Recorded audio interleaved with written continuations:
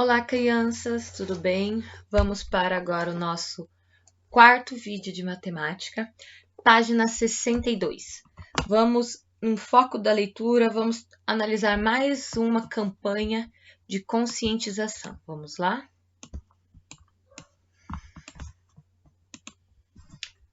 Eu quero que vocês leiam este anúncio de uma campanha de conscientização. Vocês vão analisar a mudança de hábito começa com todos nós. Olha lá. Quando for às compras, não se esqueça de mim.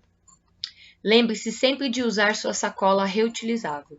Você cuida do meio ambiente e ainda ganha vantagens nos supermercados até o dia 11 de novembro. Temos aqui, poupe recursos naturais, use sacolas reutilizáveis, higiene com frequência suas eco bags.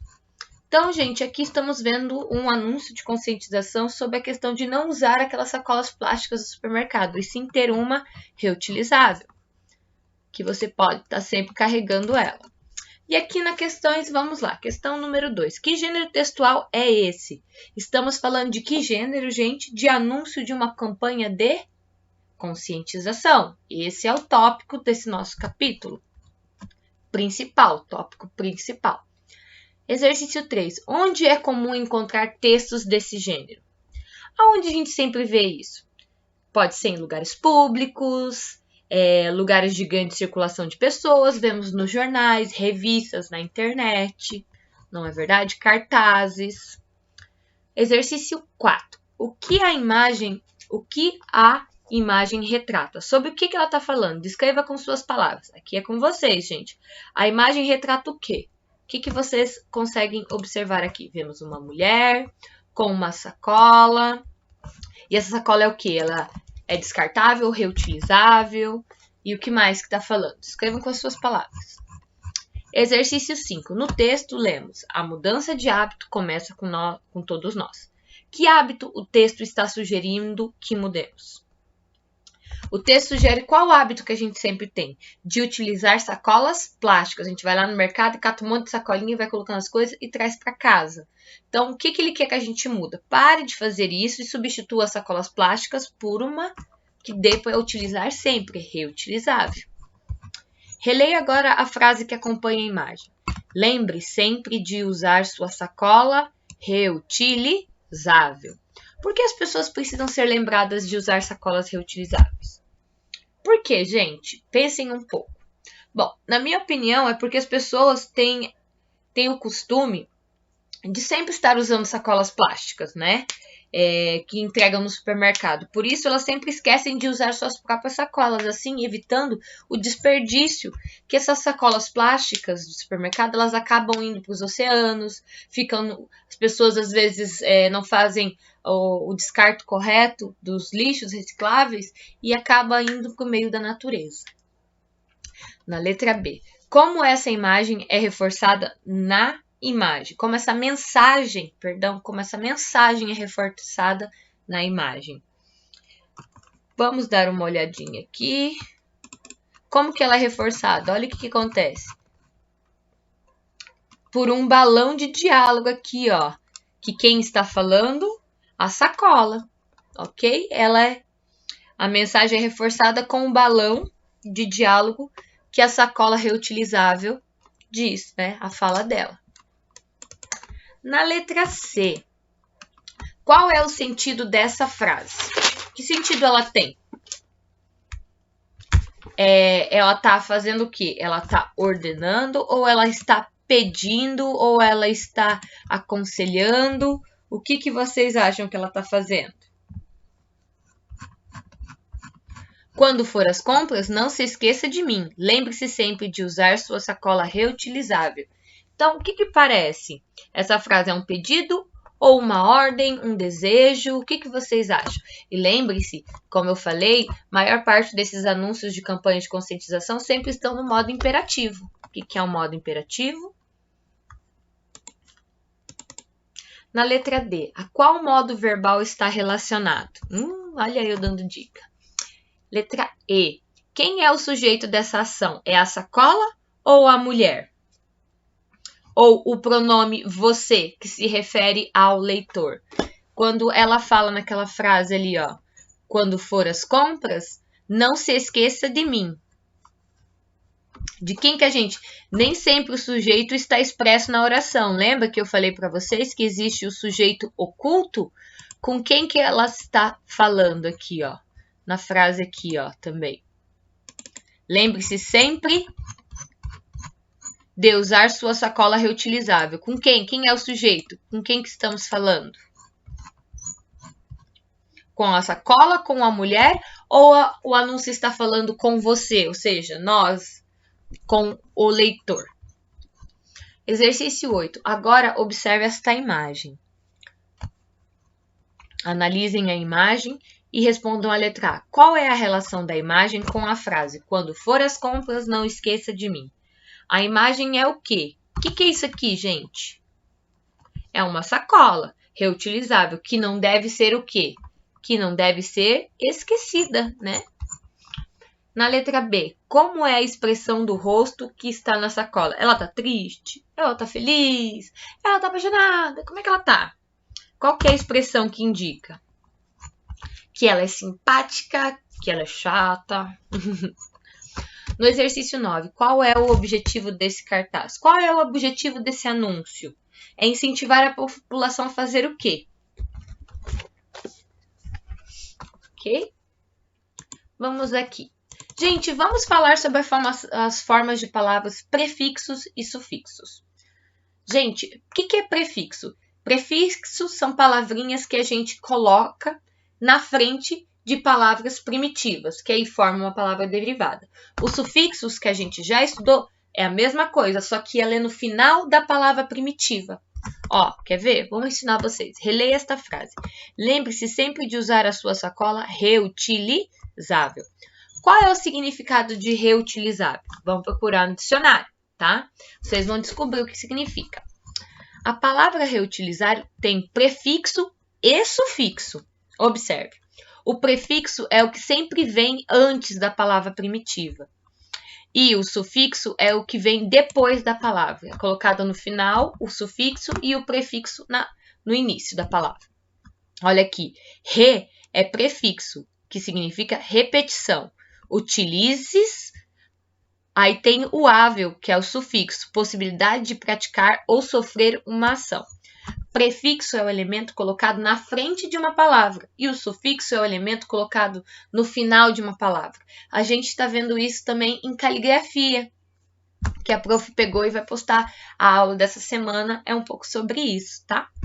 As novas palavras que surgem com o acréscimo do sufixo ou do prefixo têm alguma relação de sentido com a palavra a qual foram anexados, ou seja, a palavra primitiva.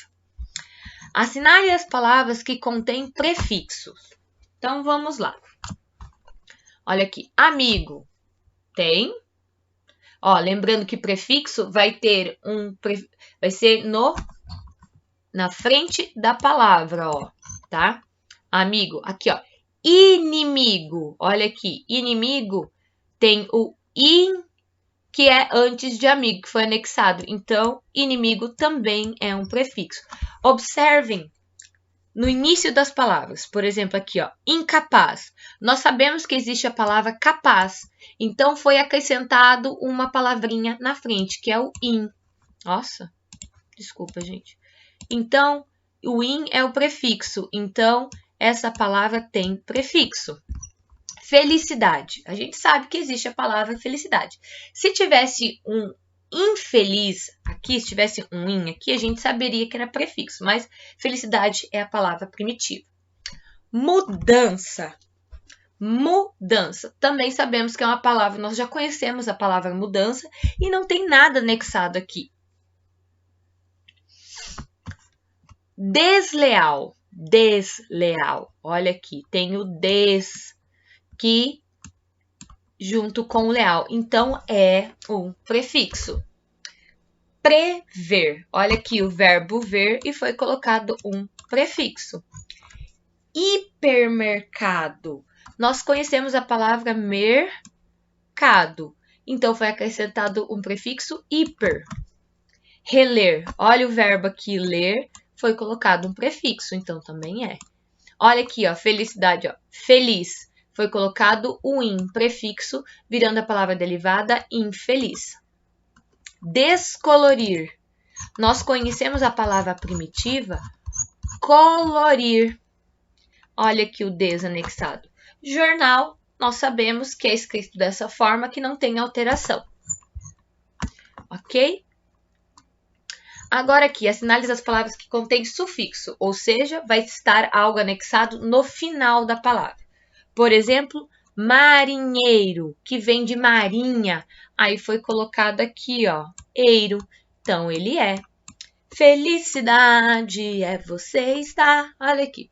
Felicidade. Nós sabemos que feliz, né, foi acrescentado um sufixo no final, que é felicidade. Então, ele também. Cruel. Nós sabemos que é uma palavra primitiva e foi acrescentado dade.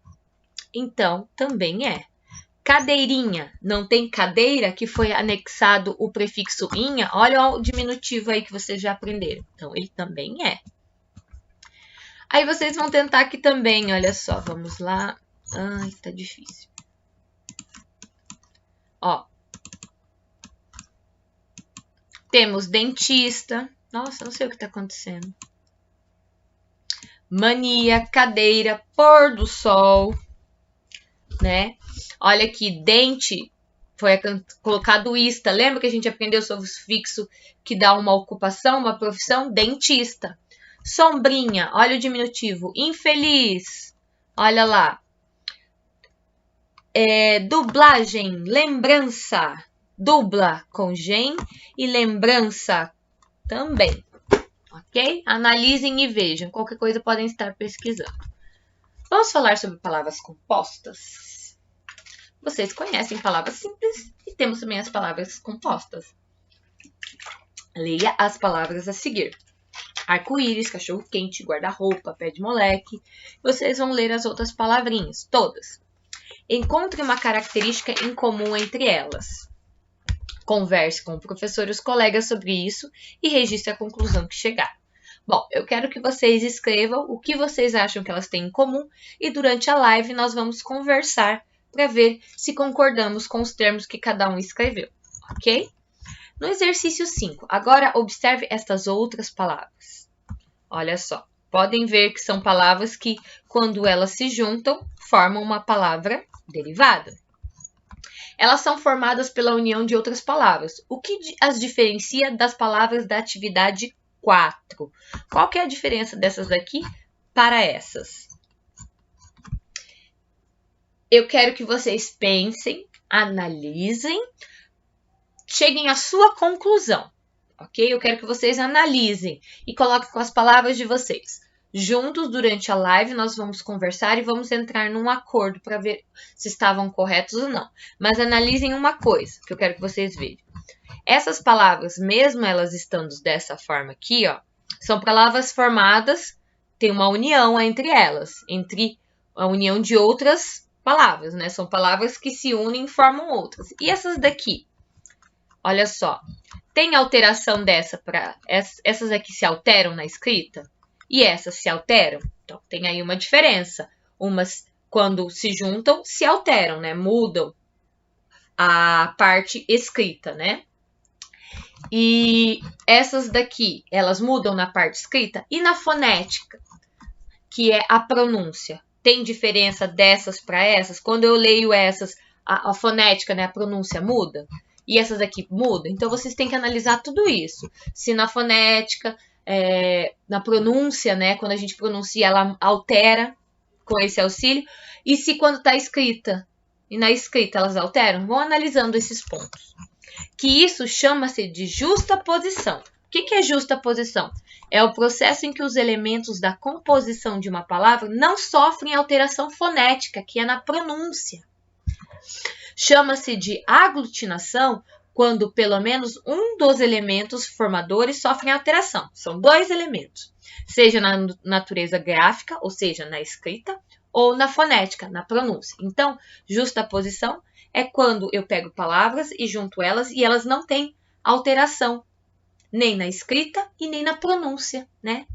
Agora, o que é aglutinação? É quando eu pego palavras, junto elas e elas têm alguma alteração ou na escrita ou na pronúncia. Ok? Analisem isso. No exercício 6, a palavra girassol é formada por justaposição. Que outras palavras sofrem esse mesmo processo? Olha só. Sobremesa e mal me quer? Ou baleia, franca e planalto? Qual vocês acham que não sofre alteração na pronúncia e nem na escrita? Agora aqui, ó.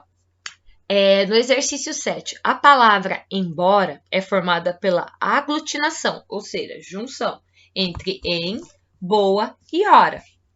Que outras palavras sofrem o mesmo processo? Vinagre e hidrelétrica ou segunda-feira e pontapé? Qual que vocês acham? Vocês podem estar pesquisando também, ok? Belezinha? Gente, qualquer dúvida é só vocês me chamarem, tá? Beijo, já eu volto com mais um vídeo aí. Tchau, tchau!